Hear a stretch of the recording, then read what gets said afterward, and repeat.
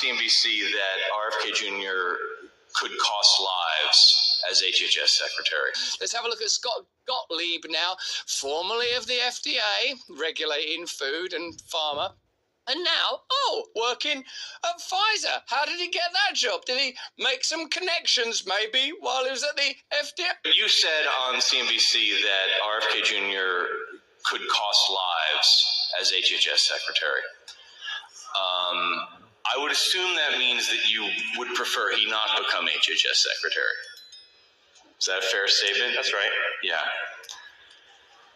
I was hoping you could run us through exactly what it is that you think he could do on vaccines that would be damaging. I mean, there's not really a chance of unapproving MMR, is there? So I think you'll see efforts to do things like disband ACIP, try to get like-minded people, anti-vaxxers on ACIP who would potentially... That's the vaccine committee of the CDC. Advisory Committee for Immunization Practices that advises CDC on immunization practices and makes recommendations about what should be included in the childhood immunization schedule. So if you took all the vaccines that are currently recommended by CDC and you moved them into the category that's called joint decision-making, which is a separate category that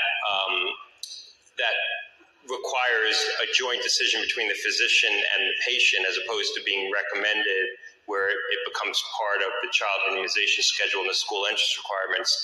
That could put a lot of pressure on a lot of red states that are currently under pressure to do away with child immunization schedules at the state legislature level. What is it that's causing people to be so cynical about Pfizer and former regulatory government agencies, or at least the manner that they were formerly run prior to the ascent, pre-confirmation, of course, of Bobby Kennedy, Dr. Oz, Jay Bhattacharya, Marty Makary, and many other heroes of the pandemic. Could it be this? Scott Gottlieb, who stepped down as Food and Drug Administration Commissioner in April, who you just saw roundly condemning Bobby Kennedy, will join the Pfizer board of directors. The company announced on Thursday Gottlieb resigned from the FDA this spring after nearly 2 years at the helm.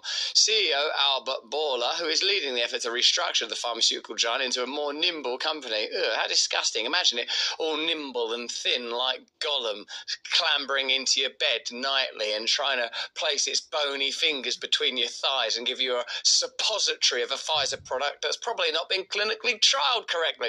We're fortunate to have Dr. Gottlieb join Pfizer's board of directors. Gottlieb, oh my word, almost on the very same day, joined CNBC as a contributor.